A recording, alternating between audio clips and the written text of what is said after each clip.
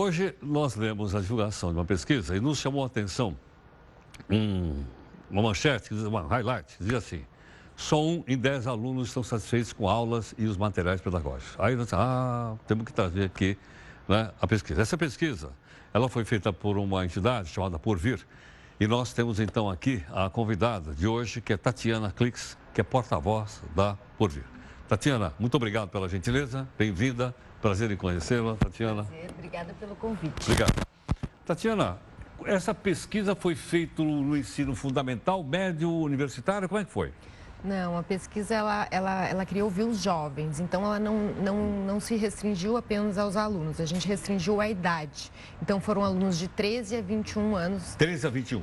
13 a 21 anos. Não importa o grau que está estudando? Não importa onde eles estavam estudando, e mesmo quem não está estudando, a gente queria também ouvir essas pessoas, porque afinal de contas, se a pessoa desistiu da escola, ou não, né? Enfim, também é importante entender a relação que elas tiveram com a escola. Então, foi 13 a 21 anos. Agora, eu suponho que esse dado, obviamente tem outros, mas esse que foi citado, te surpreendeu isso? De cada 10, 9 não gostam da escola?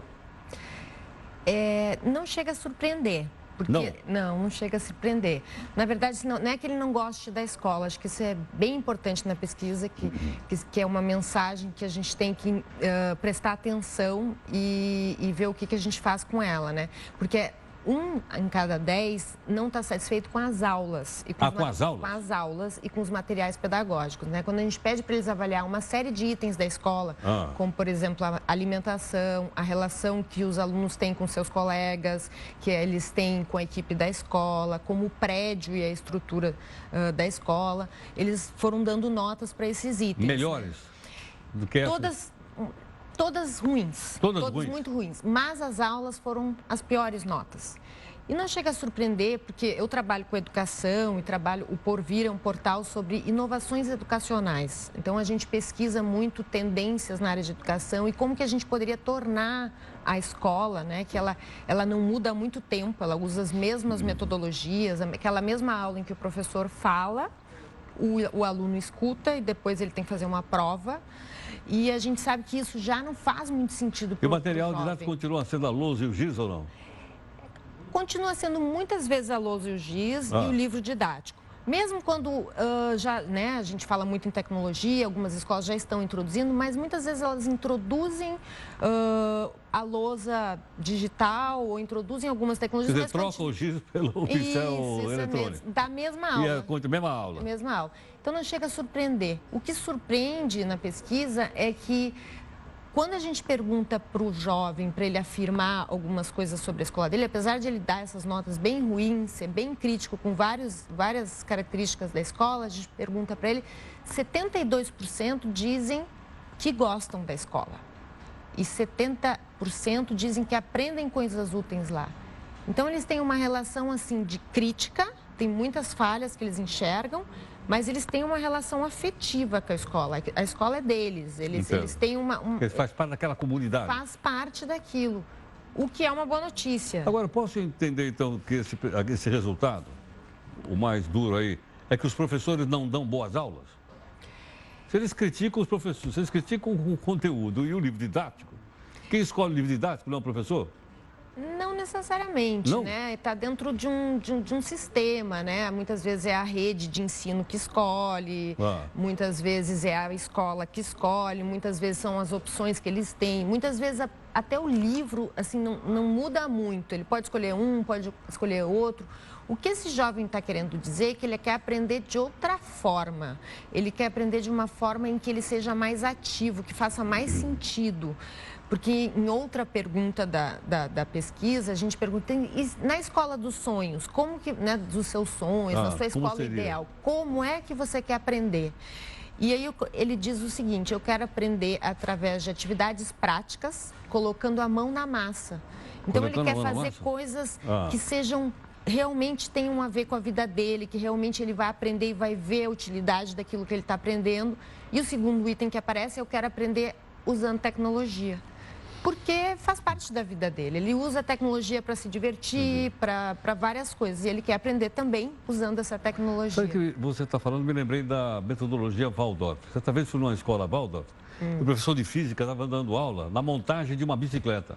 Sim, sim. Aí eles faziam o cálculo da roda da bicicleta, toda a física estava... Eu fiquei impressionado de ver, né, a molecada... Tem muitas maneiras de você ensinar que não seja dessa forma que eles estão reclamando, né? Então, você pode ensinar nos laboratórios, mostrando para ele como é que os fenômenos acontecem. Você pode ensinar saindo de dentro da escola, que é outra coisa que aparece na pesquisa, né? Saindo dos muros, então, convivendo com a comunidade, fazendo passeios, fazendo trabalhos fora, investigando o bairro, investigando problemas, por que essas coisas acontecem.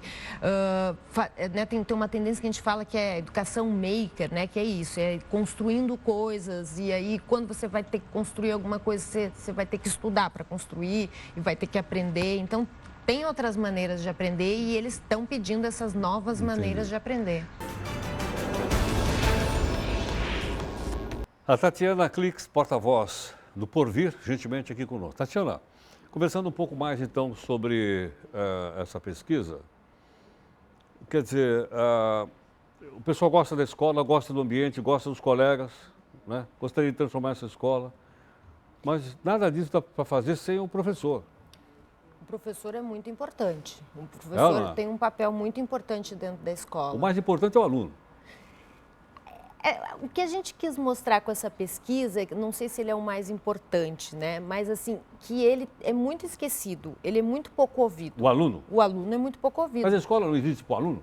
A escola existe para o aluno e ele deveria ser a preocupação principal da escola, não o professor. E essa inversão acontece muitas vezes, né? A escola é feita para o professor, ou ela é feita para o diretor, a gente, né? Quando se discutem os problemas da educação, a gente ouve especialistas, a gente chama os gestores públicos, a gente ouve pesquisadores, ouve os professores. E é claro que todos os pais, claro que todas as pessoas são importantes no debate sobre educação. Mas a gente esquece de ouvir o aluno e de entender, assim, ele está aprendendo, por que ele está aprendendo, ele gosta do que ele está aprendendo, ele vê sentido. Você imagina uma escola onde uma vez por mês fosse passada uma pesquisa para os alunos darem nota para o professor? Eu acho que essa poderia ser uma maneira, não sei se é a melhor maneira. Não, digo, né? Você acha que isso é possível? Eu estou achando... Eu acho que a gente tem que ter... Como é que você acha que seria a reação dos professores? Os professores teriam muita dificuldade, em aceitar isso?